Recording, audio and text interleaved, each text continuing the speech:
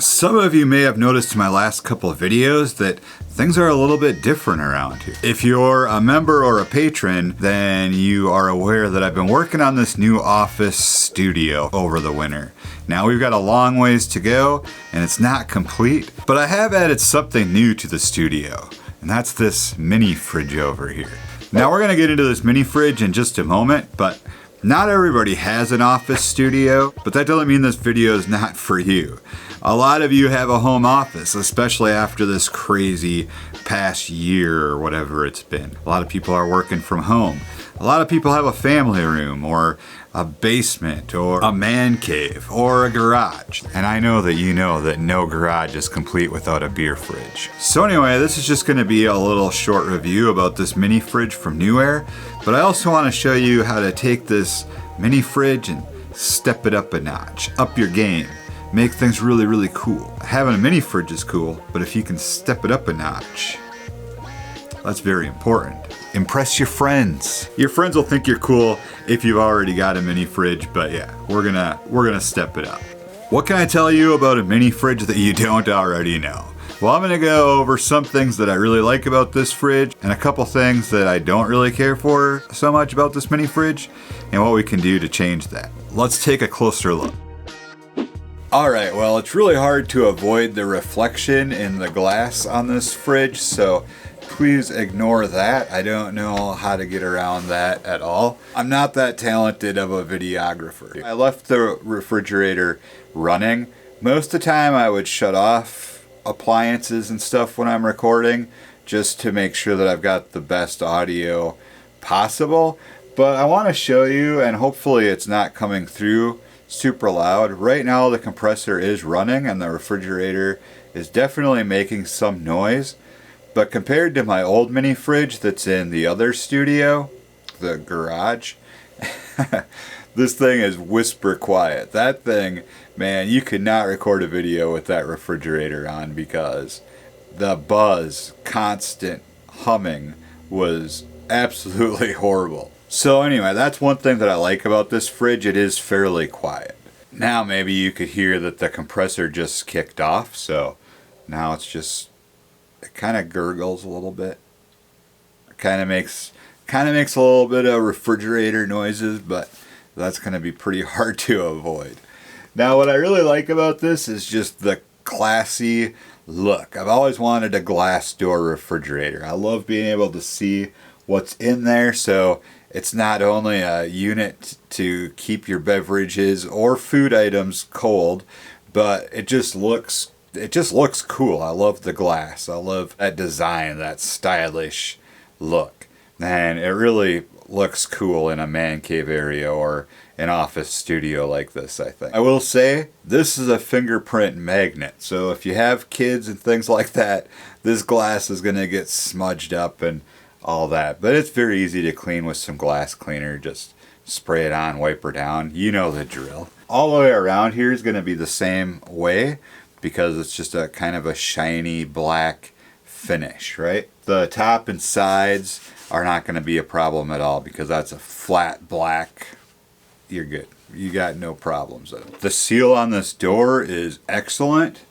It's got a handle here on the side, which is great because then you're not getting your fingerprints and stuff all over the door trying to open and close it.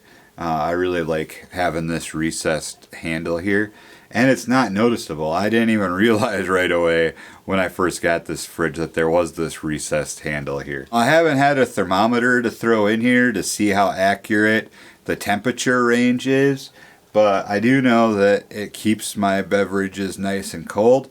I've got this sucker cranked all the way up. It's not going to get below freezing, so you're not going to have to worry about your sodas freezing or anything like that. And obviously your beer or alcoholic beverages will be just fine.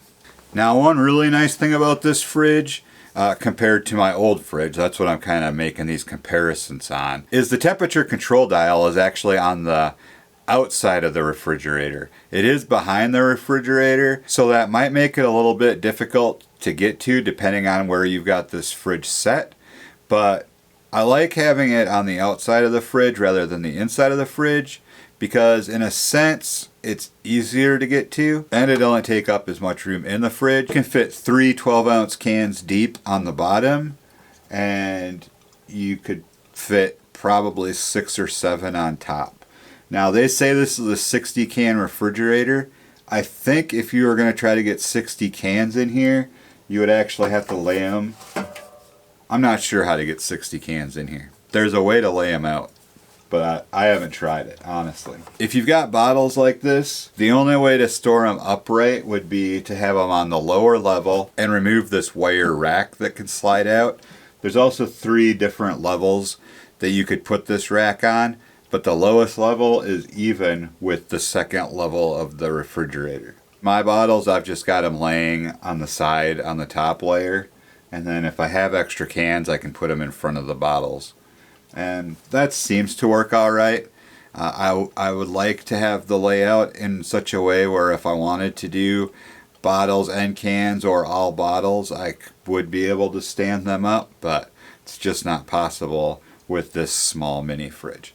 One of the drawbacks of having a small fridge is going to be layout. I had the same issue in my other mini fridge. Now the pros to having a mini fridge this size is that this thing is going to be able to fit almost anywhere. It doesn't take up a lot of space, and it's classy. You know, I've seen people kind of hide their mini fridges, right? But if you've got the glass door, you could just keep it right out in the open. It's a display piece, and people know that you have things to drink, so that might make them want to hang out longer. If you don't want company, maybe hide the mini fridge. Just a thought. Now, one drawback of this mini fridge, or it's not even a drawback, it's just something I would have liked to have seen included, is some sort of light, an LED light somewhere on here. And it's not a feature on this refrigerator, which I suppose in a way keeps the cost down, right? And maybe not everybody is as much into LED lights as I am. I'm kind of an LED nerd, in case you haven't ever seen any of my videos before. I put LED lights everywhere. But that doesn't mean that you cannot have LED lights in this refrigerator. So in the next part of this video, I'm going to show you how to go from this to this. It's going to be awesome. And now the fridge is running again. I haven't listened to this, so I can't tell how it's coming through on the audio, but I'm just letting you know, the fridge is running. Nah, I don't need to go catch it because that was a stupid joke. Anyway, so to achieve this, and we're not even through yet, I'm going to walk you through the process of what I'm going to do here. But I picked up these super cheap LED lights from Walmart. These are made by Monster. They've been around for a long time, you know, making electronic components for use with your audio and video equipment. I remember paying way too much money back in the day for some Monster brand audio video cables that the guy at the electronics store said I just had to have to, you know, make my movie viewing experiences as best as they could be. I don't know if they make that big a difference or not, but it doesn't matter because these LED lights at Walmart are under $5. These may not be the greatest LED lights that I've ever purchased, but they work really, really well for a lot of these just simple little projects, and they're under $5, so they don't break the bank, which is really cool. So these are multicolored lights, and they're 6.5 feet, which we're not going to need 6.5 feet for this project. They also come with a little remote control, which is nice. It's just a good set for this particular project. My first thought was there's a grommet back here where the line for the temperature sensor or thermostat sensor goes down, and I wanted to be able to run the wiring back down through that. But this is a USB type A connector, and it's just too big to fit through that hole. So instead what I'm going to do is I'm going to actually just run the wire out the front of the fridge, which isn't going to be quite as sexy, but I don't think it'll be too noticeable. The first thing that's going to be really important here is getting the lights in place where we want them. And the best way I've found is just to find some electrical tape or whatever you've got laying around the house. You can tape the strips in place and turn the lights on and kind of get an idea of what works for you. And if you stick around to the end of the video, you'll see that I ended up not being happy with the placement of these lights. and I ended up moving them. So stay tuned if you want to see where I ended up putting them. It worked out way better than this. So now that we've got a pretty good idea of where we want the lights, we're pretty well set here. Now originally I did want this sensor to be on the other side of the refrigerator, because the problem is that when you're trying to aim the remote, just for where it is in my room, it would have actually worked better on the other side. But since I need to run the cable out the door, then the sensor ended up having to be there. Now you see here I wanted to cut the wire there, but I need to pay attention to where these copper strips are, because that's the places where I can cut the LED strip. So that's just a little bit shorter, not a huge deal. I'm just taping it off with a piece of electrical tape so I don't forget where I need to cut it. I've got the scissors and I've got some silicone. What we're going to do is just put a little bit of silicone on the end of the cut to keep the LED strip waterproof. And nice shot there. totally didn't get that cut recorded, and it's quite crooked actually as well. So I allowed some time for the silicone to set up, and now we're going to go ahead and get started on the installation of these strips. Now your most difficult part of putting these strips in is going to be getting this backing off. Once you get it started, it's no problem. It's just getting your fingernail under there initially. So we're just going to put those in. See, I put them quite a ways back, near the metal cooling grate that's back there. I'm just pushing it into place, making sure that it's got a good stick there. And then once I get those wires in place, I just ran the wire down through the grate and out the door and plugged it in. Now I'm just going to put some electrical tape along the cable to hold it into place and kind of just hide it a little bit, but mostly just to make it secure so it doesn't get pulled out. You can really put tape all the way along here if you want to, just being careful not to cover up the actual sensor for the remote. All that's left to do now is replace the beer so it can get cold again. Could have used way more LED lights than I did. I just used a very short strip of LEDs, just mostly because I thought it would be the least noticeable, right? If you start putting them down the sides, you're going to be able to actually see the light instead of just the light source. We're staying close to the top of the fridge. Unless I'm sitting right here where I can see them, they're not going to be as noticeable for people just passing through or, you know, walking in the room. They're not gonna actually see the lights. Now, if I would have brought these lights a little more forward, they would have been able to shine through a little bit better on what's lower. In hindsight, maybe I should have done that, actually moved the strips a little bit closer to the door. But for me right now, this suits me just fine.